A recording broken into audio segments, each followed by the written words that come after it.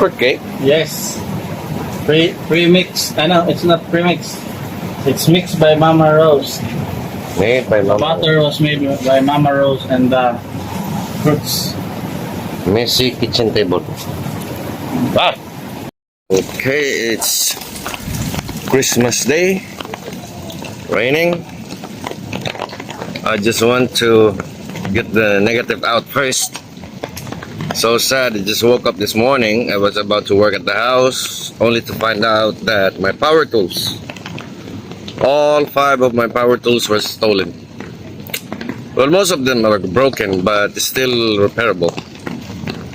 And I don't have no idea who stole it. So, well, anyway, could be a Christmas gift to the thieves, but you know, still, karma is more powerful. So, tomorrow will be Christmas Day, and for the last 3 days, the boys were harvesting the copra. So, that would be... Anda, harvest dah? Mak balik dah? Ha? Sakto na pang Merry Christmas ah. Ayun. Pila ka sakong kuan? 12.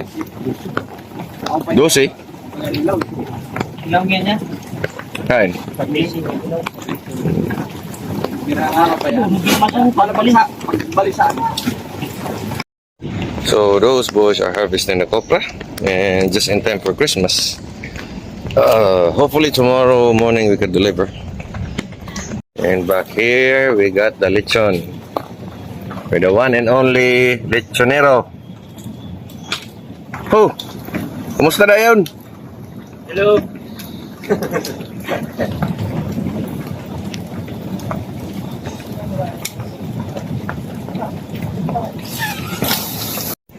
So, it is Christmas Eve, and my daughter Tinkle have to take a bath because it's been cold here on the beach. It rains most of the time, so she's been skipping bath for the last couple of days. And now I was just telling her that she has to take a bath, and she's asking for me to give her time to play.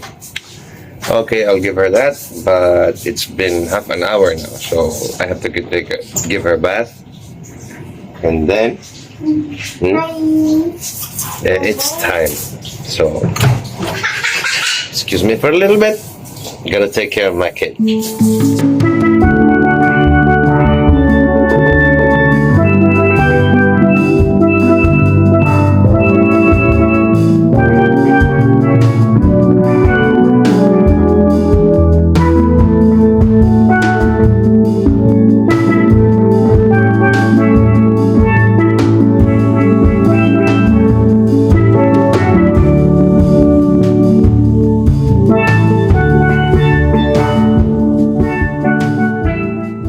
So my cat had her bath, and my elder one is here, and we're going for dinner. For dinner. Say Merry Christmas! Merry Christmas. Come here, King. Merry Christmas. Merry Christmas again. Merry Christmas! Merry Christmas. Merry Christmas! No more diet! Are you concerned, John? Of my sister's eating so much? No, not really. Enjoy it! Because Christmas comes once in a year. But lechon can come any day. Pasa ba na? Okay, so just woke up. Didn't do anything much last night. Just after dinner, went back home, took care of the kids, took care of the house. I need to prepare for tomorrow's trip. But for now, it's early morning. I'm gonna be busy. Going to sell the copra, going to check the truck, and also the stuff that I need to bring, and I'll be back right away. But well, just need to get busy.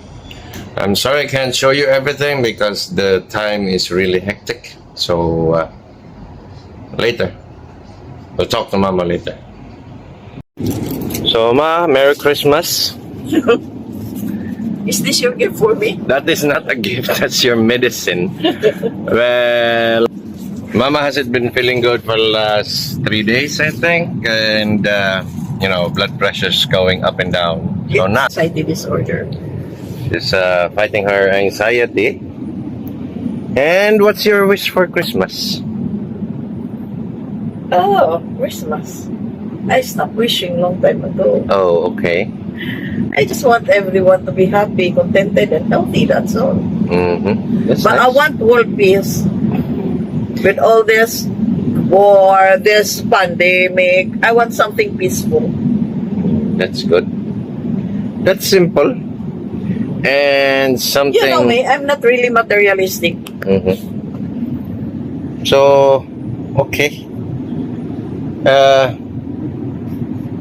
What else? No, nothing, because I am not into material things, you know that. So I was always wishing for something, and now Mama just told me that I have a gift, a Christmas gift from her. And guess what it is? Actually, It's cash. Thank you so much, Ma. So somehow this will. no, that's I'm sharing my blessing from the Copra. That's the sale of the copra. A little bit share. That's good. Kung ano ang galing ako. Dako man kayo.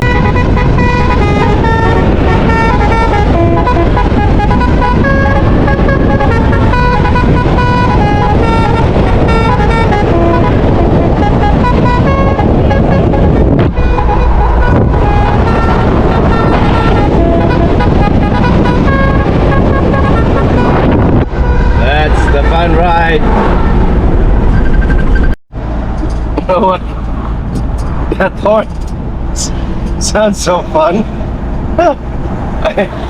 I'm laughing just by thinking of it. I hope I could find a horn like that could fit on my car, on my truck. So let's see. Maybe you could find it online. Say hello, good morning. I'm here in Davao now, Mama's house. I arrived yesterday afternoon. Really tired. Went straight to bed, and then coming in here, the traffic was really jam-packed. Maybe it's because everybody's going back to work, and so, well, I'll be here for just a couple of days for my last dental appointment, and maybe I could insert some another vlog on my old working place in a big resort here in Davao. So let's see. And by the way, the beach raffle is still going on. So anybody who wants to join, contact me. My email is right here and also in the description. It's easy to pay. You can pay through money remittance, bank transfer, or GCash. If you know any Filipino, they know about the GCash. So yeah. Well, thank you so much again for watching. See you again next time. Please don't forget to subscribe.